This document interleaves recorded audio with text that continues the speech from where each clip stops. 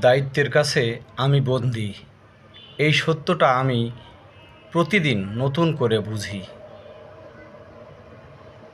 চাইলেও নিজের মতো করে বাঁচা আমার পক্ষে সম্ভব নয়। সকালের শুরুতেই মনে পড়ে কত কিছু আমাকে সামলাতে হবে আজ।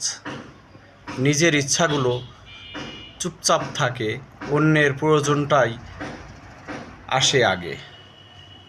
কখনো ক্লান্তি এসে ঘিরে ধরে, তবুও থামার সুযোগ থাকে না, কারণ আমার থেমে যাওয়া চলবে না। অনেক কিছু থেমে যায়, কিন্তু আমার থেমে যাওয়া চলবে না। তাই হাসি মুখে সব সামলাই, বুকের ভেতরের থাকা লুকিয়ে রাখা কারণগুলোই এখন আমার জীবনে।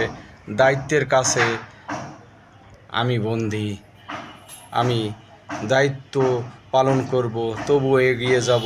সবাই দোয়া করবেন, সবাই ভালো থাকবেন, সুস্থ থাকবেন। আল্লাহ হাফেজ।